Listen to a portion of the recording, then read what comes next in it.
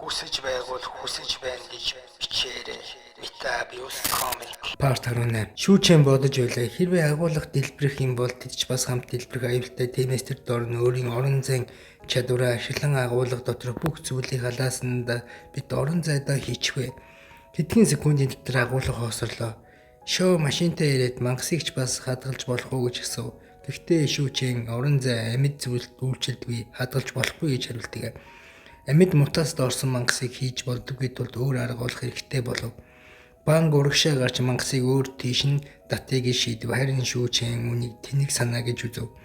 Банк барьж аваа танкны дэргэд аваачив. Банк уурлаж нөөц бүгд чиний орон зайд байгаа учраас чи заавал амьд буцах ёстой гэж хашгирна. Тэр үед мангас гинтээр хүчтэй туяа харав. Шүүчэн болтож чадсан ч танк шууд оногдож эвдэрлээ. Шүүчэн банк Шао Фангийн шалга гэж хэлээд өөрөө мангастай өртөв.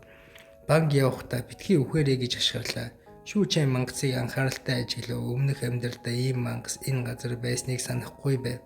Гэхдээ хамаагүй мангасыг цөм заавал өөрийнх нь болох ёстой гэж бодлоо. Үнэртэй бохир усны хоолой гинт хүчтэй жимээ гарлаа. Хотын ноёны хүмүүс зочирдов. Усны төвшин хурдан багасж байгааг хараад газар доор ямар нэгэн юм харагдсан гэж тааварлаа.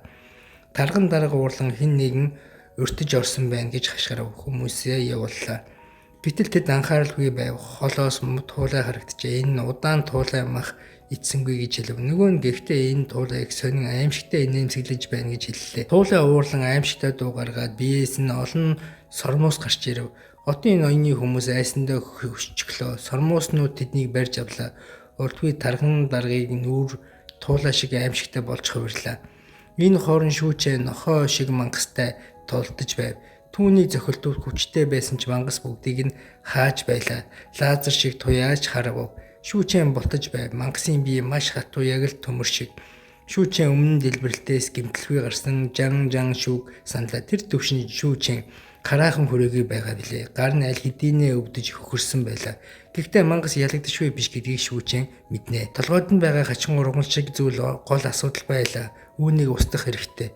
Гэтэл мангас түүнийг сормуусаараа ороогоод ягаан туяа харав. Шүүчэн яг цагтаа телепорт хийж болтлаа. Тэр үед танил дуу сонсогдов. Тэр муур байлаа. Муур биеэрээ гэрэлтэж архирсаар ойртож ирэв. Шүүчэн аюултай гэж хэлээд холдохыг сануулсан ч муур зогссонгүй маш шийдэмгий харагдав.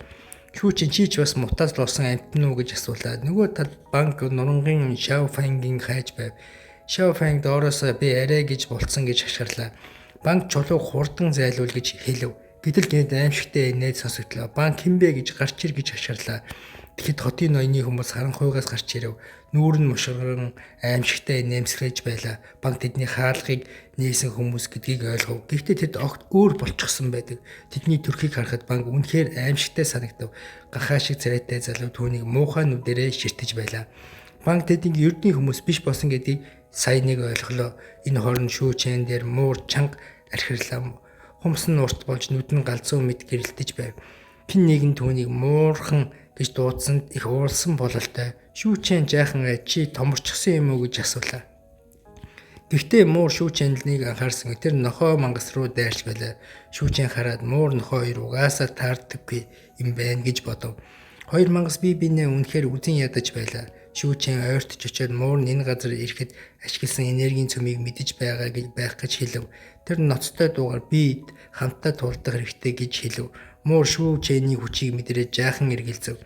Гэтэл шүүчэн муурын нуруунд дээр нүсрэн суучглаа. Муур эсэргүүцсэнгүй. Одоо тэд нэг баг болж тулдахаар болов. Шүүчэн авраг муурын дээр суухад муур огт таалагдсангүй. Тэр шүүчэнийг унгах гэж савчив. Шүүчэн чанга зуурч байлаа. Хоёр ноцтой царайлан нохоо мангас руу шууд дайрлаа. Мангас эхэлж дайрсан ч муур хумсаараа сүрэн дайрав. Шүүчэн анхааралтай харж байтал муурын хумс мангасыг арай л зурж байв.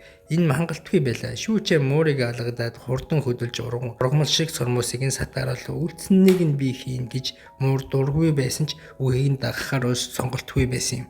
Мангас дахин дайрахад хүчтэй дэлгэн хананд зохиж ус цутгаж эхлэв. Муур мангасыг эргэн тойрныг маш хурдан гүйж сормосыг нь амархан тасалж байлаа. Шүүчэн боломжийг ашиглаад муурыг үсэрч бууж мангасын нүүр рүү хүчтэй зөхөв. Мангас хол шидэгдэн муур үүнийг хараад шүүчэнд үнэхээр гайхаж илүү нухацтай тулдаж эхлэв. Тэр жинхэнэ баг болж чаддаг.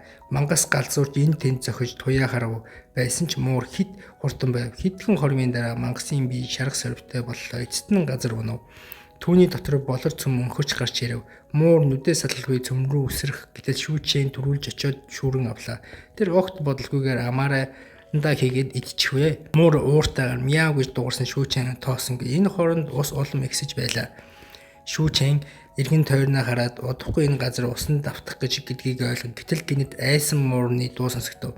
Тэр аимшигтай том муур одоо усанд цацалж яг л жаахан зулцах шиг тусамж гуйж байв. Шүүчээн түүнийг өрөвдөнийн аваа чи уснаас айдаг юм уу гэж хэлв. Надтай хамт байвал би чамтай хамгаална гэж хэлдэг. Муур толгоос ихсэн мултрах гэж оролдов.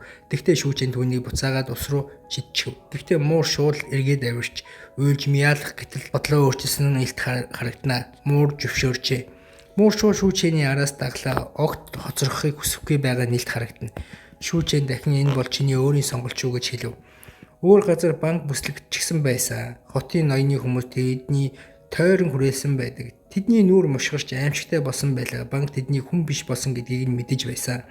Шаофан чанга дугаар танк асахгүй байна чи зугтаа гэж хашгирлаа. Гэхдээ банк хашаа гүөхээ мэдхгүй байв. Тэр бас тулдаанаасаа зугтах бодлого байлаа. Тэгтэл холоос нэг туулай харагдаж гэхдээ энэ жирийн туулай биш байв.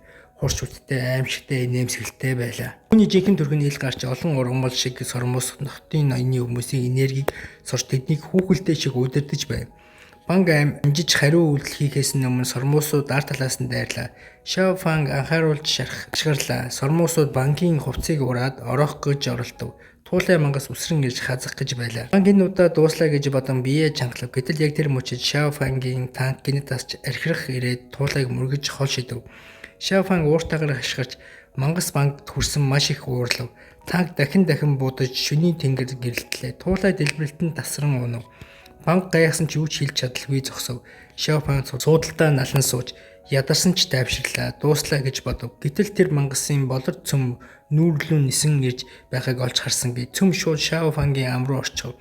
Тэр их зочирдож нүдэн гэрэлтэж эхлэв.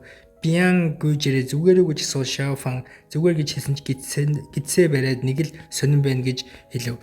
Шүүчээн мууртайгаа ирээд чи үнэхээр болор цөм идчихсэн юм уу гэж асуув. Би түүнийг галзуу хүн харж байгаа мэт ширтв. Шаофан яагаад би ямар ч чадвар мэдрэхгүй байна гэж гайхав. Шүүчээн мэдэх хамгийн сайн арга бол тулалдах. Гэхдээ эхлээд эндээс явах хэрэгтэй гэж хэлв. Шүүчээн банкын урагдсан хувцсыг харав. Банк мангас тэгсэн гэж хэлв. Дараа нь муурыг хараад сонин харцаар ширтв. Дэлхийн сүрлийн үеэр яагаад муур тэврээд яваад байгаа юм бэ гэж асуулаа. Шүүчээн муурыг өргөөд одоо энэ надтай хамт явнаа гэж хэлдэг. Дараагийн хэсэгт хотод шилжинэ. Хар хэрээнүүд тэнгэрт эргэлтнэ. Нэг охин гэрлийн шонгоос дүүжлэгдсэн байв. Дав кланы хэдэн залуус өөр нэгэн охиныг зовоож байлаа. Охин уйлж гүйж байв. Нэг нь их гүйх тусам илүү зугаатай гэж дахиад хэдэн дав кланы залуус ирж инээлдэн аимшигтай үгс хэлв. Охиныг жирэн явж охин намайг битгий ялалтаа гэж уйллаа. Нэг нь хэрвээ үгэнд орвол чамайг боол болгоно. Үгүй бол нөгөө охин шиг дүүжилж алжхан гэж хэлв.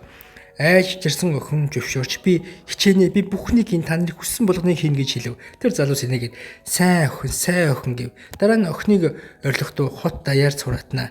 Тэр үед шүүчээн машинд ирж зогсов. Дав кланы нэг залуу хараад уурлан хурдан дуусхий дараа нь хөгжилдий гэв. Шаофан машинаас бууж тэдэн рүү алхав. Дав кланы залуус уурлан эднэр юу вэ? Бүх завгааг сүйтгэчихлээ гэж уурлав. Нэг нь алаа дараа нь идий гэж хашгирлаа. Биам Шаофаны ганцаараа гуравтай дийлэх үү гэж асуухад шүүчээн мууртай тоглонгоо санаа зовтгүй би энд байна гэв. Тэр дотроо хэрвээ Шаофан үнэхээр өмнөх амьдрал шиг дайны бурхан бол энэ амархан тулаанч чадвар нь нээгдэнэ гэж бодлоо. Дав кланы залуу Шаофангийн огт хөдлөхгүй байгааг доромжилсан мэт санав. Юу гээд зогсоод байгаа юм бэ гэж хашгирлаа. Дайрч зохиж эхлэв. Би сайн айсандаа орилоод одоо яах вэ гэж хэлв. За ингээд Part 18-ыг хүргээд дуусчихна. За одоо ингээд буцаад мангагаа яриад явна. Тэгээд лайк, subscribe дараад намайг дэмжээрэй.